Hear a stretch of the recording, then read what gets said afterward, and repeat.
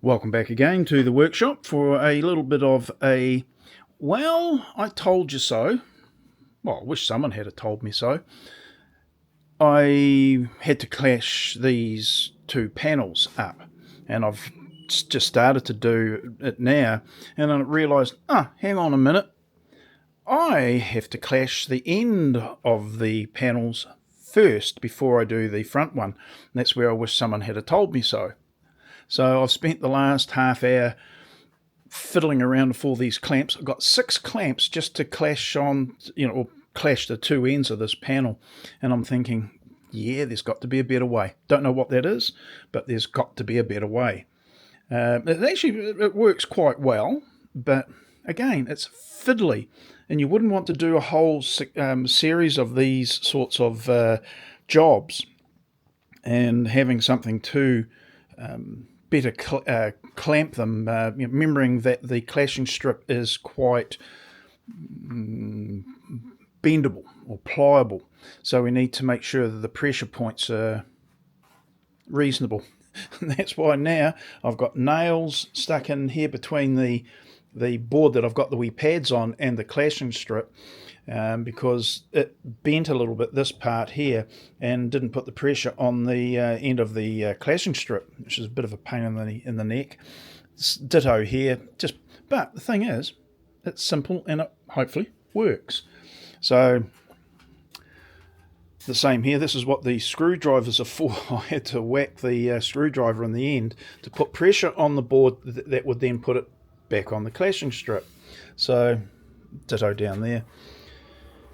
It's just a little bit of it's a bit of faffing around for such a small job, but I completely forgot that I was going to have that. I've got 2 layers for the base, and the bottommost layer will be seen. The end panel comes down and sits on this base, so the second layer, which just happens to go on top, won't be seen because it will butt up against the end panel. So yeah, forgot about that. Wish someone had tapped me on the shoulder and says, hey, before you, because I was already getting set up to clamp the front of it, the front clashing strip, and then I had this moment of clarity, which is good. And I looked at my plan. When you call them plans, but really they're just a bit of a guide. But I realised that all these extra lines I've got on here for the dimensions were hiding the fact that, as I was saying, the very base sheet is going to be seen.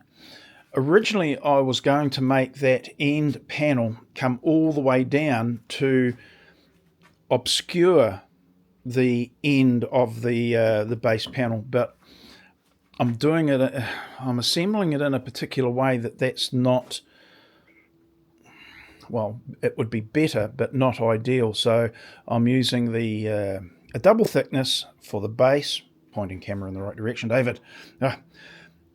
Double layer for the base, double layer for all the vertical panels or divisions.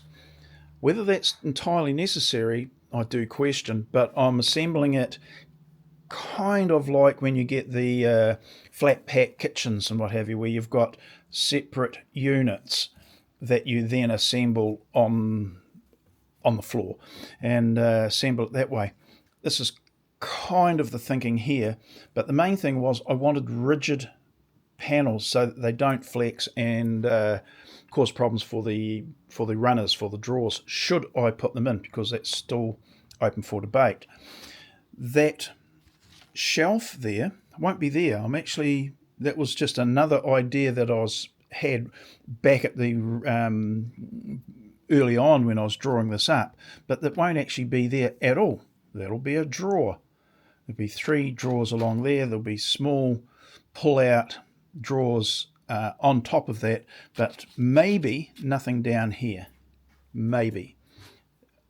But if it is, that double thickness vertical panel will make sure it's not going to bow. To be fair, it ain't going to bow anyway. But sometimes we do these things and we over-engineer it, and I'm probably doing it simply because I've got the panels there that I can make use of at no cost. So you could say that maybe that's just a bit of insurance. So yeah, that's all. Why not? Oh no, I remember now. I do remember. It was insurance. This being a wider drawer, for that reason, I didn't want the panels to move, and so that's why I wanted to beef that up. And then I thought, well, if I have overlay doors or drawers in the unit, I can actually have them landing a full 18 mil on each of the panels. So if I wanted to, rather than half on, so I just thought I'd double up all of them, so make it more simple. Yeah, anyway, that was, and being symmetrical, to the eye, it might look a bit better. Might also look a little bit chunky and heavy. Not unlike me. Anyway, that's where we're at. Flaming clashing strips just about caught me. Because I wanted to put the end ones on first so I can run the front one past to hide the end grain. That was why. Thought about mitering them. Not going to worry about it.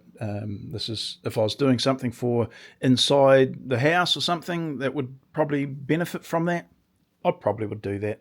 But this, yeah, not so much. Okay, that's it. Simple, wasn't it? Righty-ho. I'll see you in the next one now. Bye.